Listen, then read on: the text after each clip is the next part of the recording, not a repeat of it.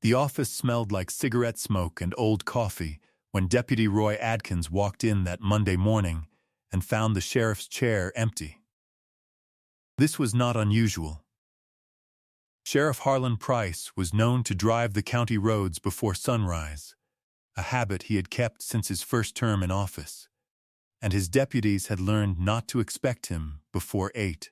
But on this particular Monday in March of 1973, the coffee in Price's mug was cold. His hat was on the rack. His cruiser was in the lot. And a woman named Coretta Jean Wilkes, who cleaned the county offices every Sunday evening, had not been seen since she left that building the night before.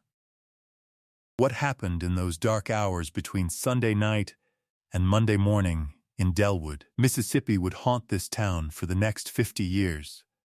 And the man whose office she cleaned would be the last person anyone ever thought to ask about it. Delwood, Mississippi sat in the Flat River Delta country, about 30 miles east of Greenville, population just under 2,000 in 1973. The kind of town where the same 12 surnames appeared on the mailboxes, the headstones, and the county commission in equal proportion. The cotton was still the center of everything, what men talked about at the feed store, what determined whether a family ate well or ate thin that year, what had shaped every relationship between white and black residents of the county going back 100 years, and then some. The civil rights decade had moved through this part of Mississippi the way a slow storm moves through flat country. Everything changed. And yet when it was over, the men who held the county's power still held it, and the people who had not held it still did not. Coretta Jean Wilkes had grown up 4 miles outside of Delwood on a farm that her grandparents had worked as sharecroppers, and that her father had eventually bought outright in 1952. An act that had made him, in certain circles, a subject of quiet but sustained hostility. She was 31 years old in 1973. She had a daughter named Livette, who was 8, and a son named Marcus, who was 5. Their father, Coretta's husband Raymond, had died of a heart attack in 1971, leaving Coretta with the farm, the children, and the kind of debt that does not announce itself all at once. She had taken the cleaning contract with the county 2 years earlier. It was not the work she had chosen for herself. She had completed 2 years of coursework at a teaching college before Raymond's illness had ended that. But it paid steadily. It was predictable, and it let her be home before the children woke. Coretta Wilkes was a woman her neighbors described in consistent terms: disciplined, private, deeply attached to her children, and possessed of a quietness that was not shyness, but rather the particular self-containment of someone who had learned not to extend trust before it had been earned. She kept an immaculate house. She grew collard greens and okra behind the farmhouse, and canned enough in late summer to carry the family through winter.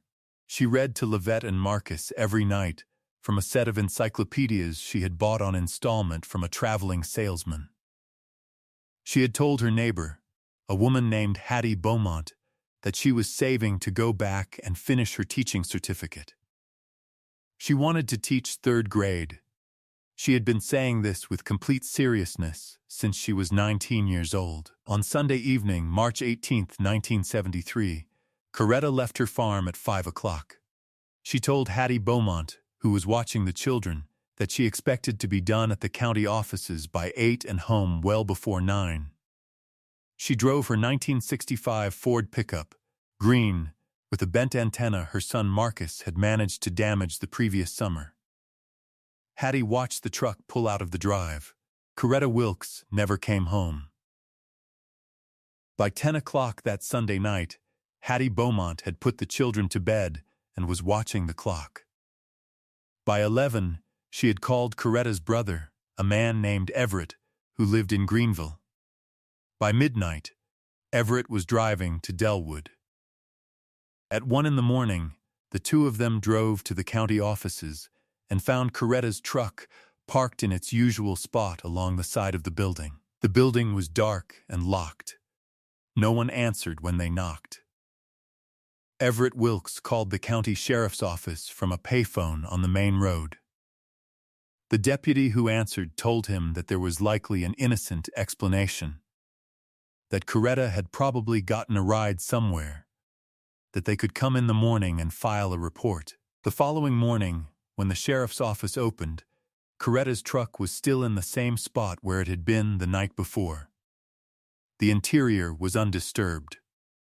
Her cleaning supplies were still inside the county building, the mop leaning against the supply closet wall, the cart halfway through the main corridor, a bottle of ammonia left uncapped on the floor beside the hall bathroom.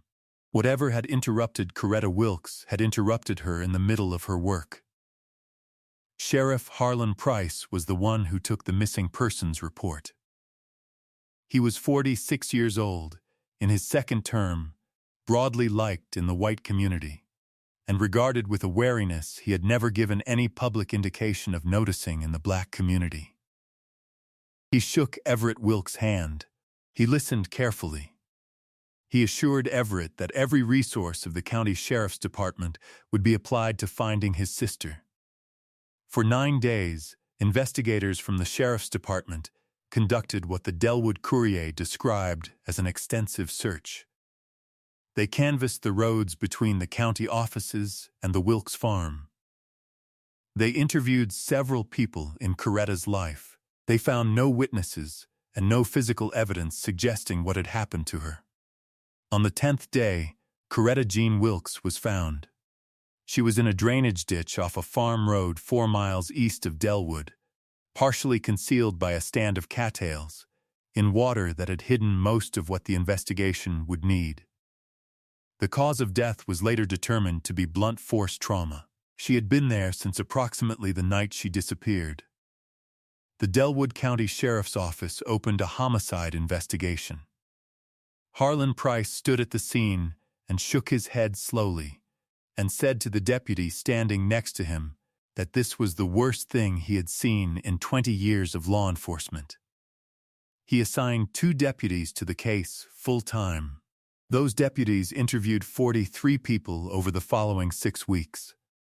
They identified one person of interest, a white man named Deke Tolbert, who had previously had a dispute with Coretta's father over a property line and had been seen in his truck near the county road that evening. Tolbert was questioned once. Briefly, his wife provided him an alibi.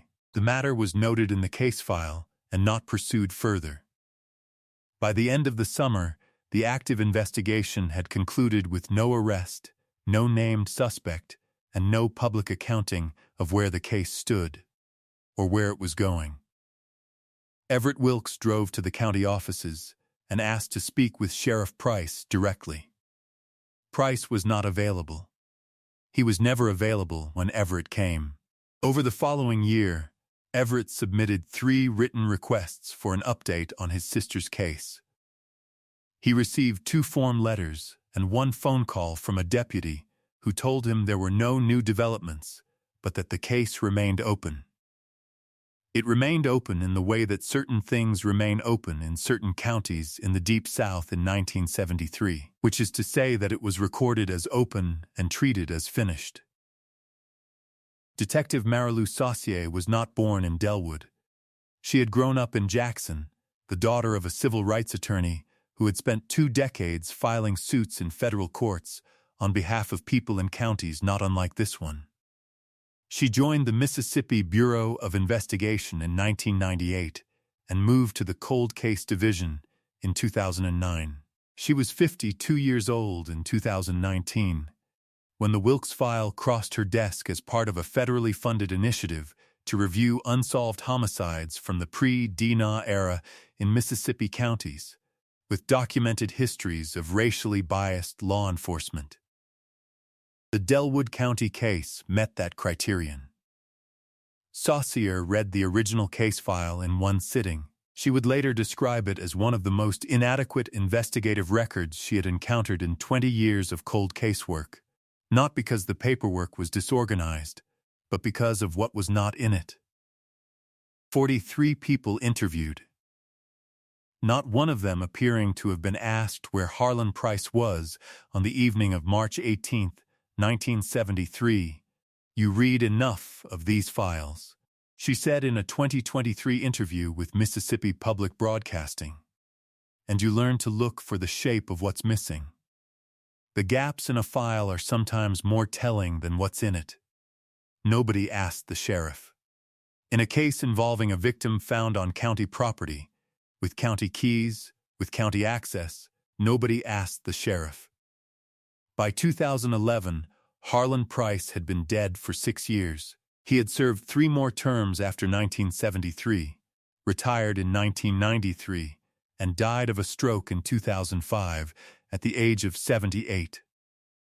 He was buried in the Delwood Municipal Cemetery, with a ceremony attended by the county commission and a brief tribute from a sitting state legislator. He had a son named Glenn Price, who was 61 years old in 2019, and who had followed his father into law enforcement, not in Delwood, but in a neighboring county, where he had served as a deputy sheriff for 30 years.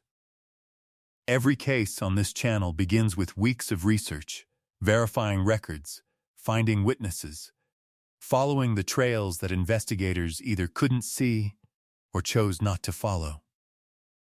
If you want us to keep pursuing truth in cases like this one, take a second to like and subscribe, and drop a comment below telling us where in the world you're watching from. Now let's get back to Coretta. In the spring of 2021, the Mississippi Bureau of Investigation's Cold Case Unit submitted a biological sample from the original 1973 evidence to the State Forensic Laboratory for advanced DNA analysis. The evidence had been collected at the scene and stored at the State Crime Laboratory in Jackson. One of several items logged as evidence in 1973 and never subsequently reprocessed. The sample produced a partial male DNA profile. It was submitted to the national database. No direct match returned. Marilou Saucier did not stop there. Working with a forensic genealogist contracted through the state, investigators uploaded the profile to a public ancestry database, the same kind of database that millions of ordinary people use to trace family history, and began tracing outward through distant genetic relatives. The process took 14 months. In the summer of 2022, the genealogical tree produced a name at its center that Saucier recognized. She pulled the file on Harlan Price. She ordered a court-approved sample from biological evidence connected to his son, Glenn Price, obtained through a lawful investigative process that the Mississippi Bureau of Investigation declined to detail publicly pending the legal proceedings. The comparison of that sample against the 1973 profile was run 3 times by 2 independent laboratories. It matched. Saucier was in her office in Jackson on a Thursday afternoon when the final confirmation report came through. She set it on her desk and sat with it for what she later described as a long time. Then she called the State Attorney General's office, the MB director, and, finally, Everett Wilkes. Everett was 81 years old. He was living in Greenville in the same house he had moved into in 1969. His hands shook when he answered the phone. "I told him we knew who had done it," Saucier said later. "He didn't say anything for a moment. Then he said, 'I always knew it was somebody with power.' I told him he was right, and he cried, and so did I."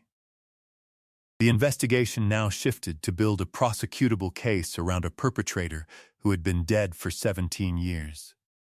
The Mississippi Attorney General's office convened a special review to determine whether posthumous accountability measures, formal findings of guilt, public record, civil remedies, could be pursued against the estate of Harlan Price. In parallel, investigators re-examined Price's conduct throughout the original investigation, the pattern of obstruction embedded in the case file, and the extent to which other officials may have been aware. What they found was a history that, while it could not be prosecuted in the conventional sense, could be documented, publicized, and placed into the permanent record of the county. Glenn Price, when investigators contacted him in late 2022 about the DINA findings, denied all knowledge of his father's involvement and cooperated fully with the review. He was not accused of any wrongdoing. In a statement released through his attorney, he said he was devastated by the findings and that no words could address what the Wilkes family had endured. He resigned from his position as deputy sheriff the following week. In March of 2023, 50 years to the month after Coretta Jean Wilkes had driven her green Ford pickup to the county offices and never come home, the Mississippi Attorney General's office held a press conference in Jackson. The formal findings of the investigation were read into the public record. Harlan Price, former sheriff of Delwood County, Mississippi, had been identified through forensic genealogical DINA analysis as the individual whose biological material was recovered from the scene of Coretta John Wilkes's murder. The investigation further concluded that the original inquiry conducted under Price's supervision had been structurally compromised by his control over the evidence, the witnesses, and the direction of the case. Everett Wilkes was in the front row. Lavette Wilkes, Coretta's daughter, was 60 years old. She had been 8 years old the last time she saw her mother. She sat beside her uncle and held his hand through the reading of the entire statement. Afterward, outside on the steps of the building, she spoke to reporters. "My mother wanted to be a teacher," she said. "She wanted to teach 3rd grade. She never got to do that. She never got to see me grow up. She never got to meet my children." She paused. "I want people to know who she was, not just that she was killed. Who she was." Delwood County's Board of Supervisors voted in 2023 to formally rename the county maintenance building, the building Coretta Wilkes had cleaned on the night she was murdered, the building in which Harlan Price had kept his office, the Coretta Jane Wilkes Public Service Center. The vote was unanimous. It was the first time in that county's history that a public building had been named for a black woman. The evidence and methodology used in the Wilkes case have since been adopted as a protocol by the Mississippi Bureau of Investigation for all pre-1990 homicide cold cases in which biological evidence was preserved. As of 2024, 6 additional cases in Mississippi counties have been submitted for forensic genealogical review using the same approach applied here. Coretta Jean Wilkes would have been 83 years old this year. She would have spent decades teaching 3rd graders to read. She would have watched Lavette and Marcus grow up. She would have had grandchildren who did not know they were missing a woman they never got to meet. She would have seen a Mississippi that was, imperfectly and incompletely, not quite the same as the Mississippi that killed her. On Sunday evenings, she drove a green Ford pickup with a bent antenna to do work that asked nothing of anyone except her own time and her own effort. She did not know that the most powerful man in the county had taken notice of her. She did not know that the office she cleaned belonged to someone who had decided, for reasons that will never be fully understood, that she was his to harm. She did not know that the keys she carried in her pocket were the detail that would matter most to the person who had the most reason to make the investigation disappear. But she had saved for those encyclopedias. She had grown the okra and put up the preserves and read to her children every night. She had wanted to teach 3rd grade. We know who she was. And we know who killed her, and in Delwood County at least, the building where it happened now carries her name. Before you go, I want to ask you 3 things. When the perpetrator is already dead, when no prison sentence is possible, do you believe a formal public finding like this one constitutes justice, or does justice require something a document cannot provide? What does it mean that Harlan Price spent 3 more decades as the town's elected sheriff, trusted by his community, after what he had done? And how many other cold case files from this era contain that same shape of absence? The questions that were never asked, the interviews that were never conducted. Because the person who needed to be investigated was the person running the investigation. Justice found Coretta Jean Wilkes 50 years late. Her name is on a building now, in the county where it happened, in the state where it was covered up. Stories like hers are why this channel exists. If you believe truth is worth pursuing no matter who is standing in its way, subscribe so you don't miss the next case. Thank you for being here.